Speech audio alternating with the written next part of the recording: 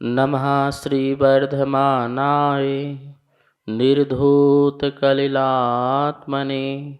सालोकानां त्रिलोकानां यद्विद्यादर्पणायते। रत्नकंडक श्रावकाचार परम मांगलिक ग्रंथ है। आचार्य समंत स्वामी द्वारा यह लिखा गया है। इसमें 150 श्लोक हैं। भाषा इसकी संस्कृत है। इसमें सम्यक दर्शन, सम्यक ज्ञान, सम्यक चारित्र, संलेखना और श्रावक के पद कितने होते हैं इसके बारे में इसकी चर्चा है। पूरा का पूरा जो वर्णन है श्रावकों के आधार से है। श्रावक का जीवन कैसे होना चाहिए और वह अपने ग्रस्त जीवन में भी रह कर के किस प्रकार से धर्म मार्ग में बढ़ सकता है, मोक्ष मार्ग में चल सकता है प्रारंभिक अवस्था में, इसकी इसमें चर्चा है। कल अपन ने यहाँ मंगलाचरण देखा था। देखिए यहाँ लिखा हुआ है सामने, नमः श्री वर्धमानाय निर्धूत कलिलात्मने सालोकानां त्रिलोकानां यद विद्या दर्पणायते। यहाँ पर श्री शब्द एक आया हुआ है। श्री श्री लक्ष्मी को कहते हैं। तो महावीर स्वामी कौन सी लक्ष्मी से युक्त हैं? दो प्रकार की लक्ष्मी होती है, एक अंतरंग लक्ष्मी और एक बहिरंग लक्ष्मी। अंतरंग लक्ष्मी जो उनका ज्ञान है, उनका दर्शन है, उनका सुख है, उनकी जो शक्ति है, ये उनकी अंतरंग लक्ष्मी है। अनंत जो चतुष्टय के धारी हैं, ये अंतरंग लक्ष्मी हैं, जिन्होंने घातिया कर्मों को नष्ट करके प्राप्त की है। और पुण्य के उदय से, महापुण्य के उदय से, तीर्थंकर प्रगति के उदय से जो बहिरंग में भी समोषण आदि की जो लक्ष्मी की प्राप्ति है, वो बहिरंग लक्ष्मी है। जो तीर्थंकर का ये वैभव है, 12 सभा लगनी और भी देवी देवताओं का आना जाना, पुण्य के प्रताप से समोषण आदि की रचना, ये सभी जो है बहिरंग लक्ष्मी हैं। तो ऐसे अंतरंग और बहिरंग लक्ष्मी से सहित वर्धमानाए, वर्धमान के लिए नमः, नमस्कार हो। आचार्य समंत स्वामी जिनके शासन काल में हैं, उन्हीं भगवान को नमोस्तु कर रहे हैं, नमस्कार कर रहे हैं। दूसरी तीसरी शताब्दी में आचार्य समंत स्वामी हुए हैं और अभी जो शासन चल रहा है वो वर्धमान महावीर स्वामी का चल रहा है। तो समंत स्वामी ने अपने शासन में, मतलब किसके शासन में हैं? तो महावीर के शासन में हैं। हम अभी आदिनाथ के या किसी और तीर्थंकर के शासन में नहीं हैं। भगवान महावीर स्वामी का शासन चल रहा है। 84,000 वर्ष का शासन काल है। जब तक और कोई दूसरे तीर्थंकर का जन्म नहीं होता है, तब तक महावीर स्वामी का ही शासन रहेगा। तो उन्होंने कितनी भक्ति प्रदर्शित की है कि मैं ये जो है बता रहा हूँ आपको, जो बताऊँगा वो सब की सब जो है हमें वर्धमान महावीर स्वामी से प्राप्त हैं। तो मूल कर्ता तो भगवान महावीर स्वामी ही हैं। हम जो हैं उसके प्रस्तोता हैं, उसकी प्रस्तुति करने वाले हैं, उनकी वाणी की प्रस्तुति करने वाले हैं। ये मूल वाणी जो है महावीर स्वामी की है। इसलिए मैं बड़ी श्रद्धा और आस्था से महावीर स्वामी को नमस्कार करता हूँ। कैसे महावीर स्वामी को नमस्कार करता हूँ? तो यहाँ पर 2-3 विशेषण दिए हुए हैं, उन विशेषणों को जान लेते हैं। तो पहला विशेषण दिया है निर्धूत कलिल आत्मने। निर्धूत मतलब धो दिया है, नष्ट कर दिया है। क्या नष्ट कर दिया है?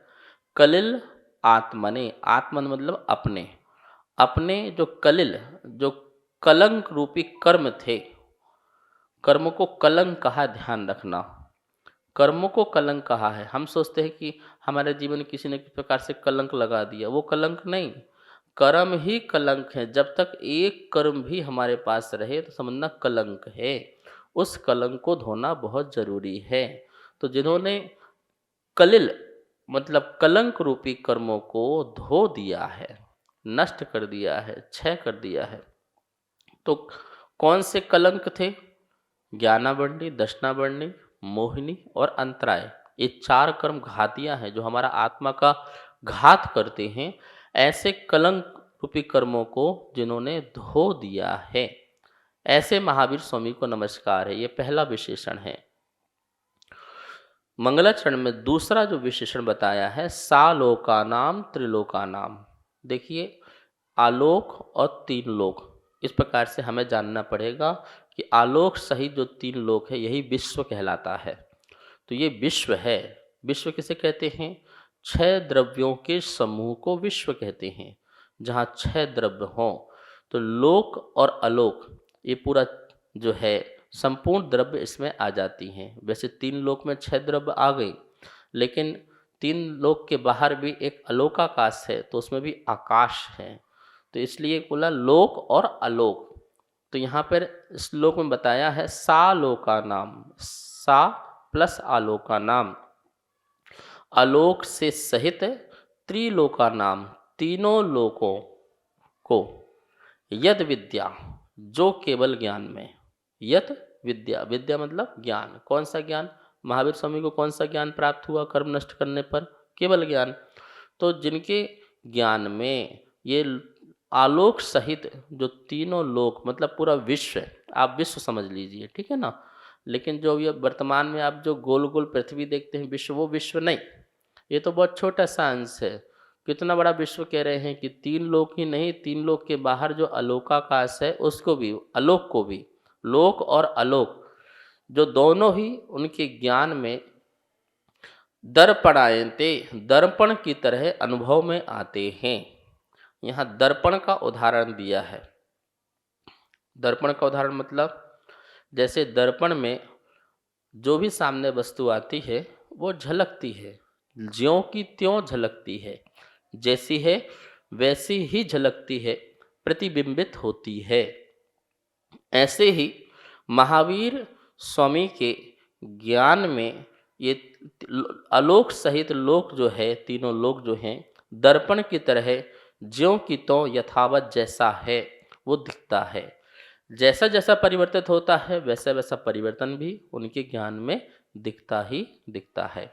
ये जो है इस श्लोक का अर्थ हुआ। अब इसका अन्वयार्थ देखते हैं।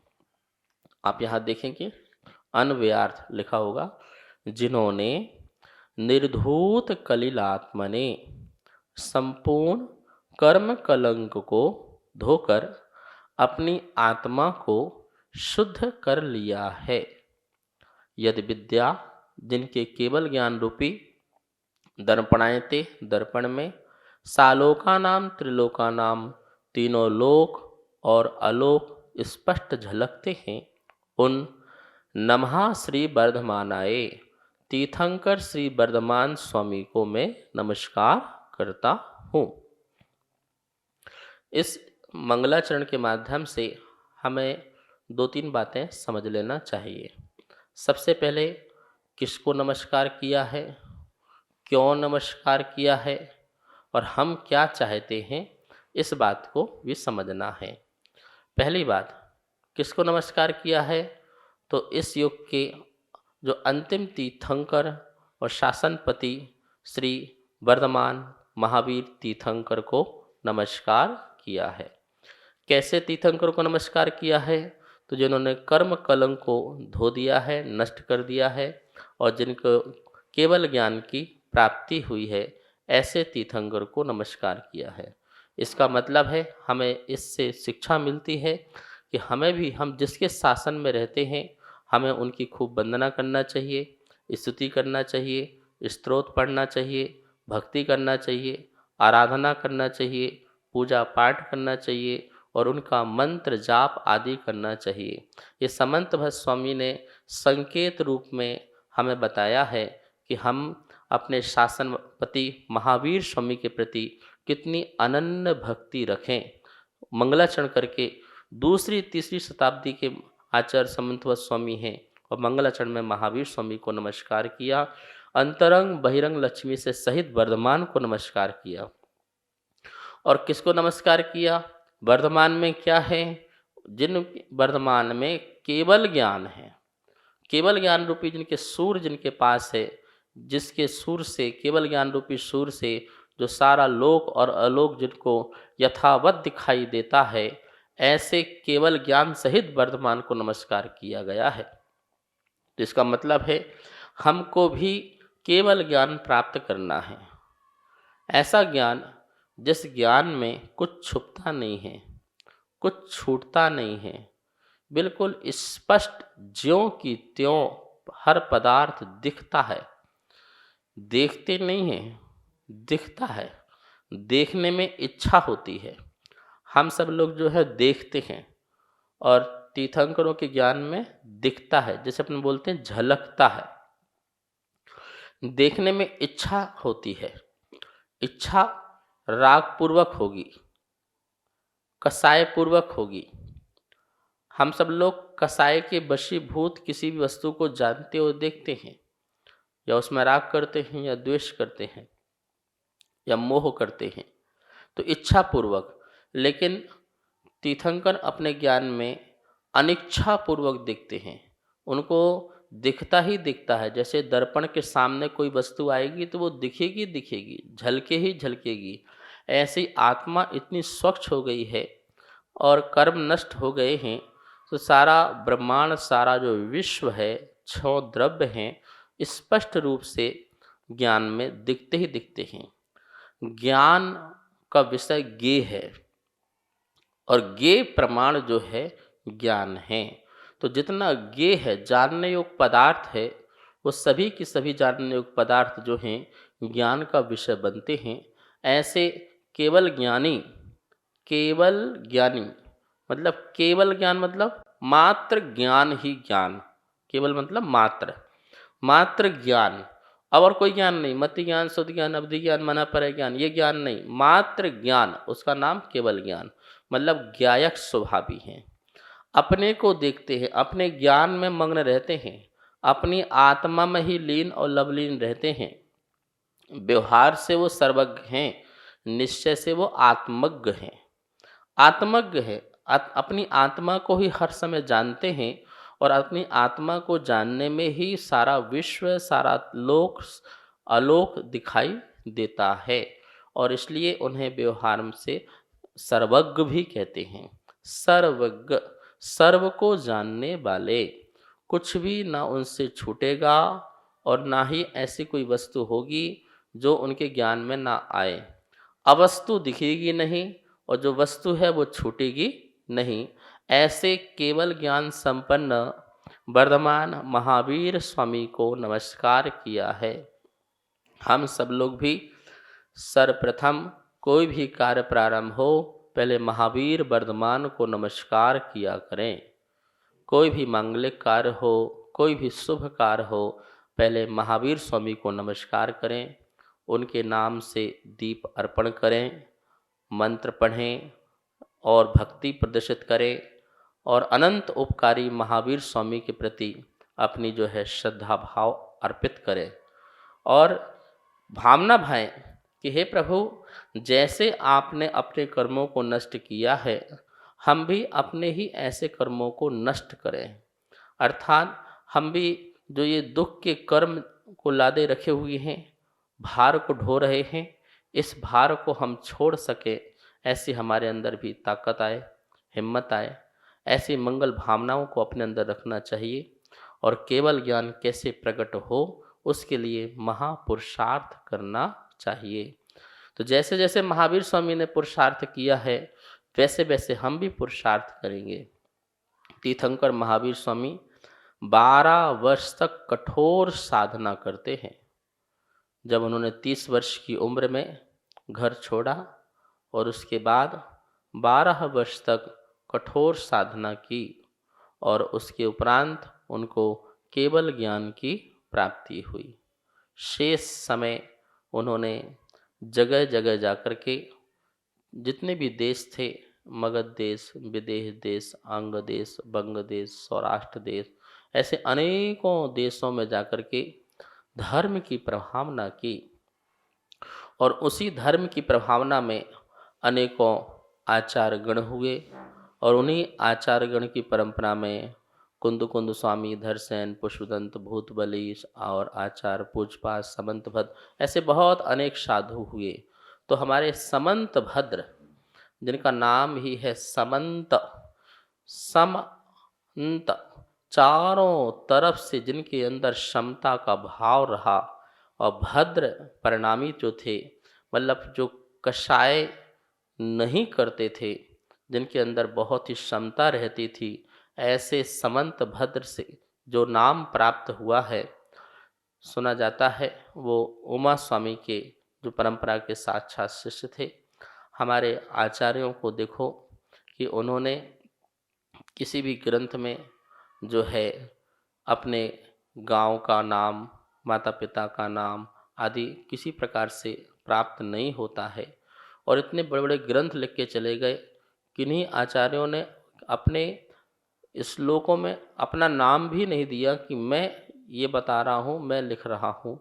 इतनी उनके अंदर प्रभु के प्रति भक्ति थी कि मैं कौन हूँ लिखने वाला, ये तो शब्दों का संयोजन किया है मैंने, मूल वाणी तो भगवान महावीर की है, तो मैं कौन लिखने वाला हूँ। इस प्रकार से बड़े बड़े महान आचार्यों ने अपनी लघुता और अपनी भक्ति को बहुत सुंदर तरीके से दर्शाया है।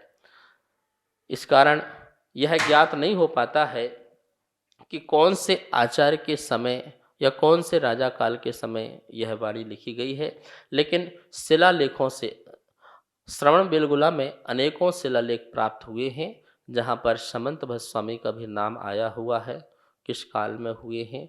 और भी आचार्य समंत भट्ट स्वामी के अनेकों आचार्यों ने अपने ग्रंथ में इनका गुणगान किया है। कोई कवि कहता है, कोई गमत्व आचार कहता है, कोई कवित्व आचार कहते हैं, कोई ने उनको सूर की उपमा दी है कि इन्हें कलिकाल सर्वज्ञ कहा है। ऐसे कितने आचार्यों ने जब अपना ग्रंथ प्रारंभ किया तो आचार्य समंत भट्ट स्वामी को याद किया और उनको नमस्कार किया और उनसे प्रेरणा ली कि महान तार्किक ऐसे आचार्य समंत भट्ट स्वामी को हम नमस्कार करते हैं। महानुभाव सौभाग्यशाली श्रावक है कि ऐसे समंत भट्ट स्वामी द्वारा महावीर की वाणी श्रावकाचार्य को लिखा गया, प्रामाणिक रूप से लिखा गया, कहीं भी किसी भी विषय में विवाद ही नहीं है। इतने अच्छे तरीके से यह ग्रंथ जो है बन के तैयार हुआ है। आप हम सब लोग इस ग्रंथ का प्रारंभ करेंगे। मंगलाचरण आज जो है पूर्ण हो चुका है।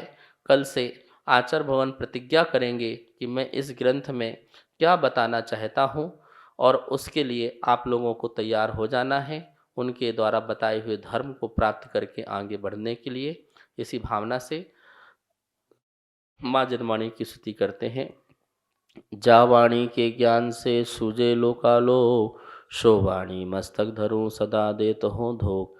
हे जनवाणी भारती तो हे जपो दिन दिन, जो तेरी शरणा धरे सो पावे सुख चैन। सबको बहुत बहुत मंगल आशीर्वाद।